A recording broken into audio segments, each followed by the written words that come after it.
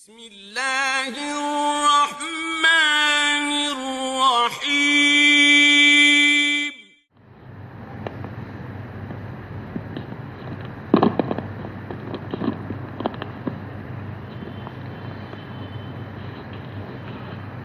السلام علیکم ورحمۃ اللہ وبرکاتہ۔ بسم اللہ الرحمن الرحیم۔ عن انس رضی اللہ تعالی عنہ قال كان اکثر دعاء النبی صلی اللہ علیہ وسلم اللهم ربنا آتنا فی الدنیا حسنہ وفی الآخرۃ حسنہ وقنا عذاب النار۔ رواہ البخاری۔ محترم حضرات، کل کے درس میں بتایا گیا کہ نبی صلی اللہ علیہ وسلم جامع دعاؤں کو پسند کرتے تھے، ایسی جامع دعائیں جو بظاہر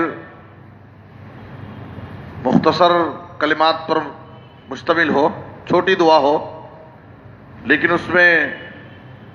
معانی بہت زیادہ ہو، یعنی انسان دین، دنیا، آخرت سب کی بھلائی کی دعا مانگے اللہ تعالیٰ سے۔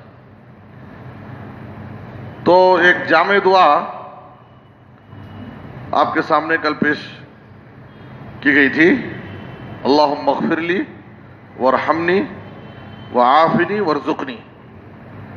جس میں بندہ اللہ رب العالمین سے مغفرت، رحمت، عافیت اور رزق کی دعا مانگتا ہے۔ صحیح بخاری کی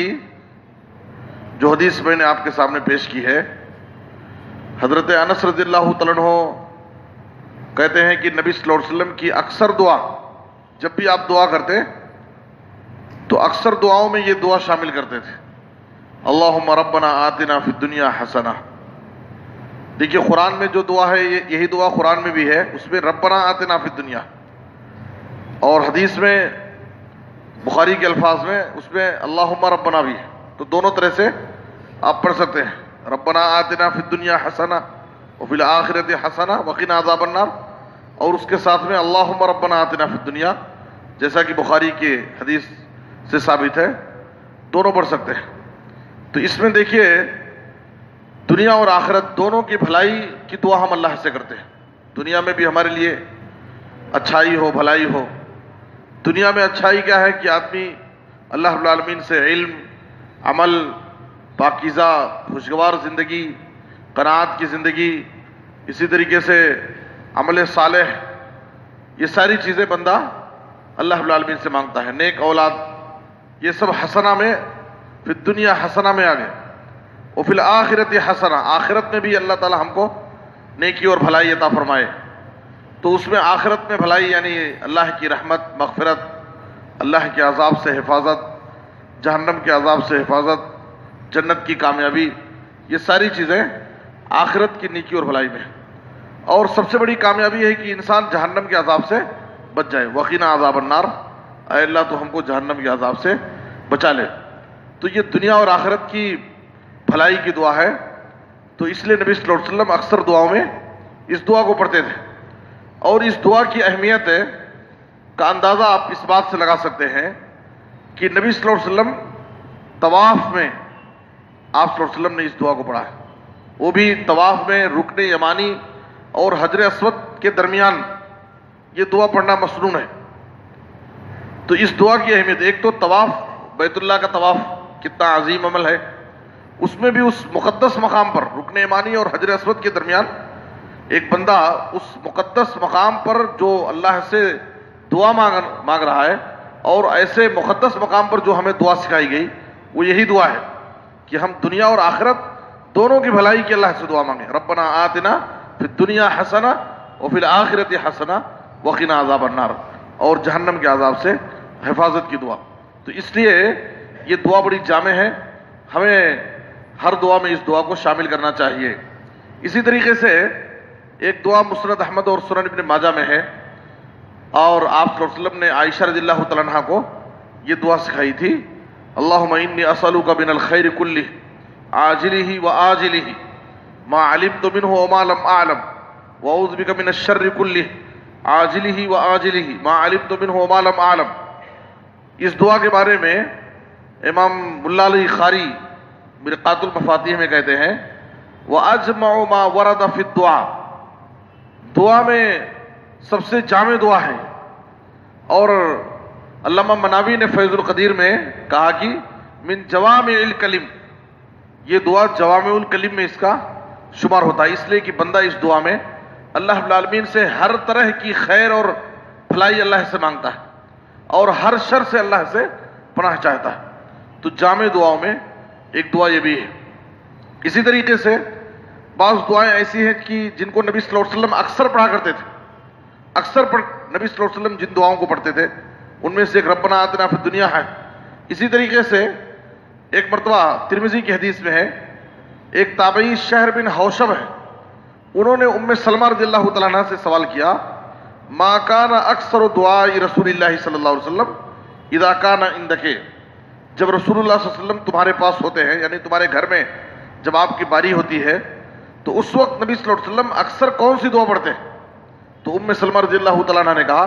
کان اکثر دعائہ یا مقلب القلوب ثبت قلبی علی دینی.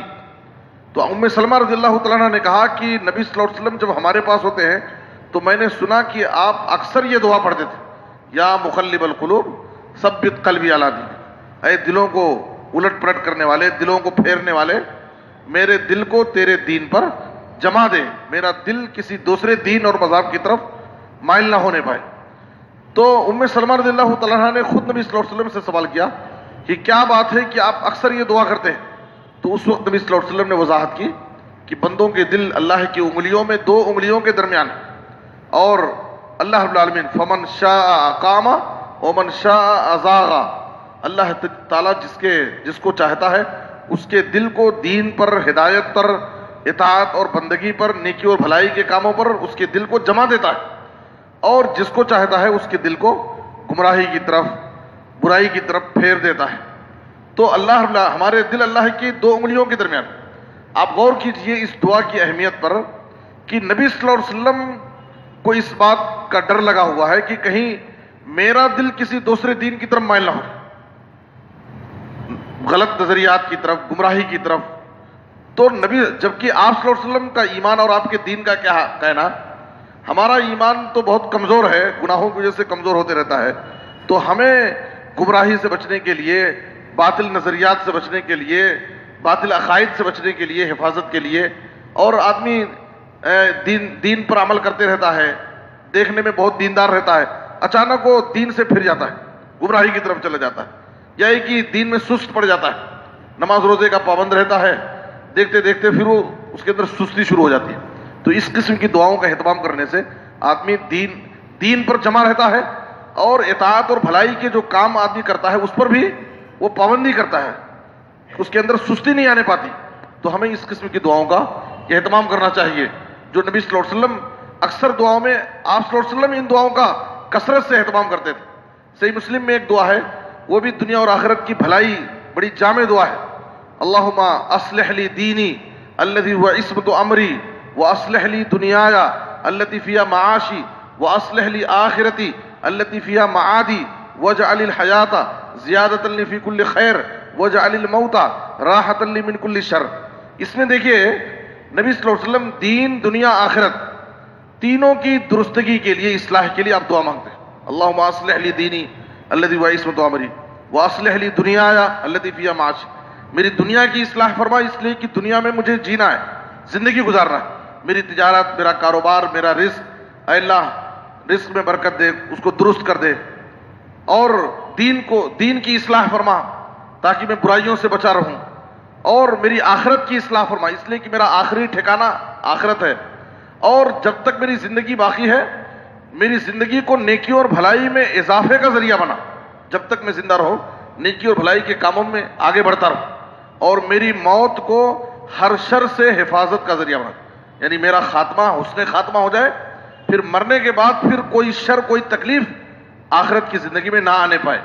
تو یہ بھی بڑی جامع دعا ہے جس میں آدمی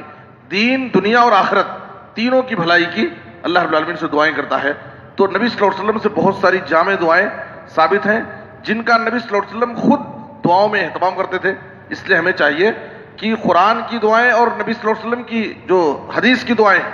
سب جامع دعائیں ہیں، لیکن ان میں بھی کچھ زیادہ جامع دعائیں ہیں جن کا نبی صلی اللہ علیہ وسلم خصوصی طور پر اہتمام کیا کرتے تھے. اس لیے ہمیں چاہیے کہ ان دعاؤں کا ہم بھی اہتمام کریں اور دعاؤں کو اپنی زندگی میں لازم پکڑیں تاکہ ہم دنیا اور آخرت دونوں جگہ